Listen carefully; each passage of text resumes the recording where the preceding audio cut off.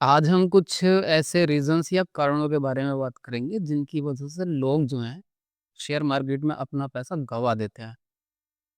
लगभग 90% से ज़्यादा लोग ना अपना पैसा शेयर मार्केट में गँवाते ही गँवाते हैं।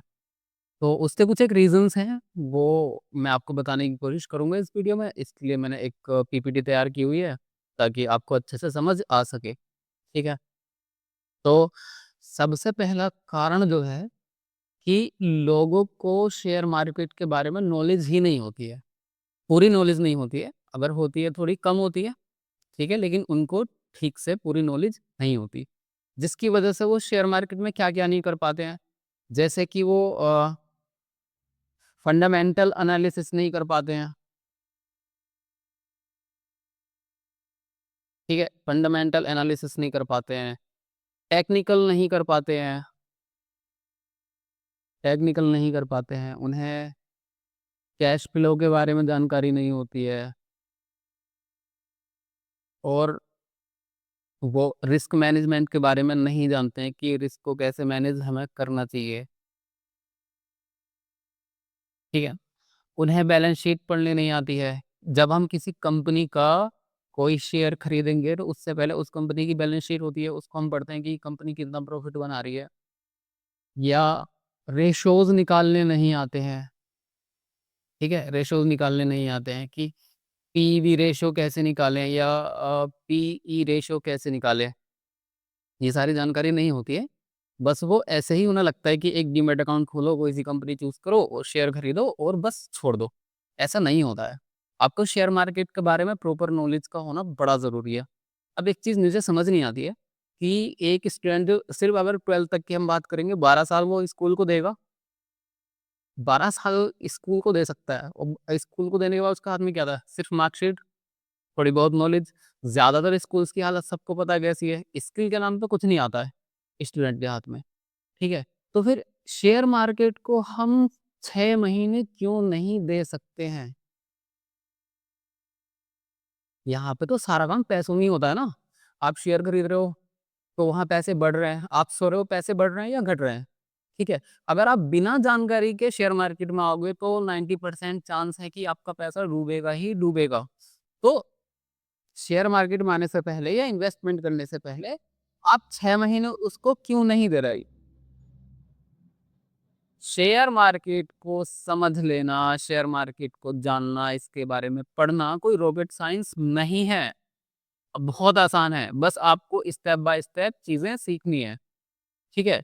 तो शेयर मार्केट में आने से पहले, किसी भी स्टॉक को खरीदने से पहले, कोई भी शेयर चूज़ करने से पहले आपको ये सारी चीज़ें करनी होती हैं। अगर आपको ये सारी चीज़ें आ गई, तो आप किसी भी कंपनी का बता सकते हो कि फ्यूचर में ये कंपनी कहाँ पहुँचने वाली है।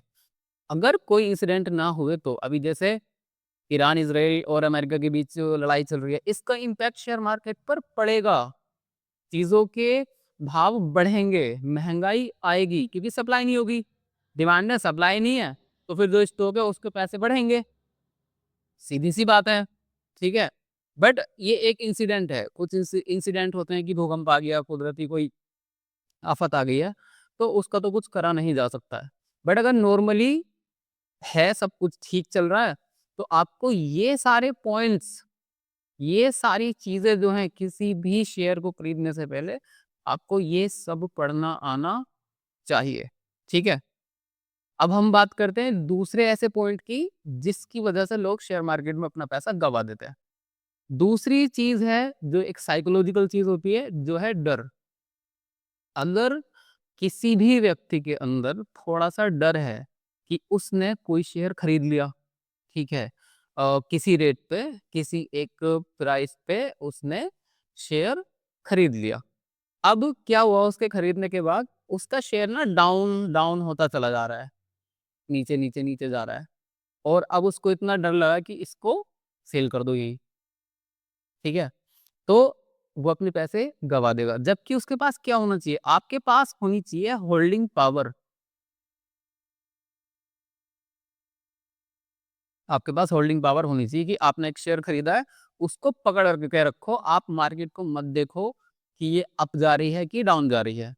एक एग्ज़ाम्पल मैं आपको देता हूँ कि आप अपने घर में रहते हो, उसकी आज कोई वैल्यू है, हर दिन उसकी वैल्यू बढ़ रही है, तो क्या आप कॉपी में रोज़ लिख रहे हो कि आज मेरे घर की वैल्यू इतनी है, कल को इतनी, परसों इतनी? नहीं ना, तो जब आपने शेयर खरीद लिया तो मत दो ध्यान। एक कहावत है शेयर मार्केट में कि बंदा हो या शेयर जाना ऊपर ही है। अगर मार्केट थोड़ी देर के लिए नीचे आती भी है तो वो बहुत कम समय होता है कि थोड़ी देर के लिए नीचे आती है, उसको जाना ऊपर ही होता है। ठीक है? तो शेयर मार्केट में आप कभी भी किसी से पैसे उधार लेके मत आओ। अपनी सेविंग्स यहाँ डालो, जिसके अगर थोड़े दिनों के लिए शेयर का प्राइस डाउन भी है तो आपके ऊपर इफेक्ट उसका ना आए। ठीक है? दूसरी चीज क्या होती है कि आपने कोई शेयर खरीदा, उसका प्राइस गया ऊपर। ठीक है? अब आपको डर लग रहा है कहीं नीचे ना आ जाए, तो इसी पॉइंट पे इसको सेल कर दो। उस कंडीशन में भी आप अपना नुकसान करोगे, क्योंकि वो ऊपर जाएगा। अब ये ऊपर जाएगा या नीचे जाएगा कैसे पता? जो आपने शेयर खरीदा है, उस बिज़नेस का मैनेजमेंट अगर अच्छा है, तो शेयर ऊपर ही जाएगा। बहुत सारी कंपनियों के मैं एग्ज़ाम्पल दे सकता हूँ। एमआरएफ है, उसका शेयर अप रहता है, डिमांड है, बिकॉज़ जब डिमांड होगी, तो सेल होगी तो प्रॉफिट होगा, तो और ज़्यादा डिमांड होगी और ज़्यादा जब डिमांड होती है, तो प्राइस ऑटोमैटिकली ऊपर होते हैं। जैसे एशियन पेंट का आप ले लो, एशियन पेंट का जो प्राइस है हमेशा ऊपर जाता है। क्यों जाता है उसके शेयर का प्राइस ऊपर? बिकॉज़ मैनेजमेंट बहुत अच्छा है, वो फंडामेंटली बहुत स्ट्रॉन्ग कंपनी है, ठीक है? अब तीसरे हम एक रीज़न की बात करते हैं, जिसके कारण से लोग पैसे गँवाते हैं। तीसरा हमारा रीज़न है लालच। ये कैसा काम करता है कि किसी शेयर का प्राइस अचानक से बढ़ा, रातों-रात बढ़ा, ठीक है? आपको ये लगा कि इसका प्राइस बढ़ा है तो और बढ़ेगा, बट वो नहीं बढ़ेगा। कई बार क्या होता है, किसी कंपनी के शेयर को जानबूझकर बढ़ाया जाता है ताकि रिटेलर्स उस शेयर को खरीदें और वो अपने माल को काट के वापस से उसको डाउन कर दें। ऐसे में नुकसान किसका होगा? एक आम आदमी का नुकसान होता है। इंस्टीट्यूशंस का कोई नुकसान नहीं होता है। जो बड़ी-बड़ी कंपनीज़ हैं उनका कोई भी नुकसान नहीं होता है। हमेशा नुकसान होता है आम आदमी का, जिसे हम कहते हैं रिटेलर, ठीक है? एक इंडिविजुअल आता है, एक डीमैट अकाउंट खोलता है, शेयर खरीदता है और वो जानकारी रख नहीं रहा है, ठीक है? जानकारी रख नहीं रहा कि इस कंपनी की स्थिति क्या है, कैसी पावर है, कैसा मैनेजमेंट है, कि फंडामेंटली कितनी स्ट्रॉन्ग है। बस वो आया, उसने देखा एक दिन में इतना रेट बढ़ा है तो और बढ़ेगा, अब इसको खरीद लो। फिर क्या होता है कि वो एकदम डाउन चला जाता है। अभी ऐसा पीछे चांदी के साथ हुआ है। लोगों को लगता है कि एकदम ऊपर गया फिर नीचे वो उसके पीछे कोई रीज़न है। अगर आपको कोई टिप दे रहा है ना कि इसका शेयर जो है ऊपर जाएगा, समझ लो वो टिप ना आपके पास तक जानबूझ के पहुँचाई गई है। किसी भी कंपनी को किसी भी कंपनी के शेयर को अप डाउन करने के लिए, ताकि एक खास पार्टी का प्रॉफिट हो सके और रिटेलर्स का छोटे-छोटे रूप में नुकसान हो जाए और उन्हें पता भी नहीं चलता है। ठीक है? तो एक चीज़ ये हो गई और जो हमारा आखिरी पॉइंट है, वो है जल्दबाज़ी। अगर आप शेयर मार्केट में आते हैं और किसी भी शेयर को या तो आपको खरीदना है, ठीक है? आपको वो शेयर या तो खरीदना है या उसको सेल करना है और आप इन दोनों ही कंडीशन में जल्दबाज़ी करते हो, तब आप क्या करोगे? आप परचेज़ कैसे करोगे? ज़्यादा रेट पर, है ना? ज़्यादा रेट पर। जल्दी में खरीदोगे ना, तो जैसा आप जल्दी करोगे तो आप क्या करोगे? ज़्यादा भाव में खरीद लोगे और जब आप बेचोगे जल्दबाज़ी में तो उसको कम भाव में बेचोगे। समझ गए? अब इस ये जो एक डिफरेंस है, इसको हम शेयर मार्केट में बोलते हैं इम्पैक्ट प्राइस। इम्पैक्ट प्राइस को ऐसे समझिए, जैसे एक शेयर जो बंदा बेचने वाला है, उसने ₹100 का भाव लिस्ट कर रखा है, ठीक है? आपको लग रहा है कि ये ₹100 का जो भाव है, ये ज़्यादा है। आपने उसको ₹99 में खरीदने का उसको ऑफर दे दिया। वो बेचना चाह रहा है ₹100 का, आप खरीदना चाह रहे हो ₹99 का। तो यहाँ डिफरेंस कितना आया? ₹1 का।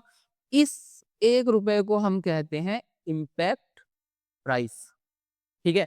ये ₹1 का इम्पैक्ट प्राइस शेयर मार्केट के हिसाब से बहुत ज़्यादा है, क्योंकि इतनी हाई क्वांटिटी में खरीद और बेच चल रही होती है ना, कि 1 पैसे का इम्पैक्ट प्राइस भी बहुत ज़्यादा होता है, बहुत ज़्यादा होता है, ठीक है? तो जब आप जल्दबाज़ी में आते हो ना, तो आप इम्पैक्ट प्राइस को मैच नहीं कर पाते हो। और ये ₹1 का नुकसान हर शेयर पे, हर ₹100 पे बहुत ज़्यादा है।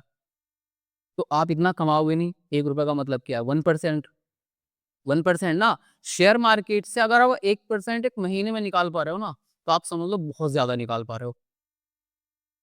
और आप यहाँ अगर इस तरह से करते हो तो एक ही दिन में, एक ही ट्रेड में आप 1% अपना नुकसान कर रहे हो। तो इसलिए आपको ना जल्दबाज़ होना है, ना आपके मन में डर होना चाहिए, ना ही आपके मन में लालच होना चाहिए। और शेयर मार्केट की जितनी भी नॉलेज है, जितना अभी कुछ है सब कुछ, उस सब के बारे में आपको पता होना चाहिए कि शेयर मार्केट आखिर काम कैसे करता है। अगर आप ये सब कर लेते हैं, थोड़ा टाइम दे करके, पढ़ाई-वढ़ाई करते हैं इस चीज़ की, तो 99% चांसेस है कि आप अपना पैसा शेयर मार्केट में नहीं गवाओगे, ठीक है? तो शेयर मार्केट में आने से पहले आपको सबसे पहले एजुकेट होना पड़ेगा। इसके बारे में आपको पढ़ना पड़ेगा। बिना पढ़े अगर आप शेयर मार्केट में आते हैं तो 99% चांसेस हैं कि आप अपना पैसा शेयर मार्केट को दे के जाओगे, ना कि यहाँ से कुछ लेके जाओगे। ठीक है, तो आज के वीडियो में सिर्फ यही इतना ही था। हमने देखा है कुछ रीज़न्स हैं और ये मेन रीज़न्स है कि जिनकी वजह से लोग अपना पैसा शेयर मार्केट में गँवा देते हैं। तो आप ऐसा ना करें। शेयर मार्केट में अगर आपको आना है, तो थोड़ा खुद पे कंट्रोल करिए और पढ़ाई-वढ़ाई कीजिए, इसके बारे में सीखिए। किसी से भी आपके आस-पास लोग होंगे और अब तो सोशल मीडिया पर भी बहुत सारे इन्फ्लुएंसर्स हैं, जो इसके बारे में बहुत अच्छे से बताते हैं। तो बस आज के वीडियो में इतना ही। अगले वीडियो में फिर किसी एक अच्छे से टॉपिक के साथ मिलते हैं। Thank you.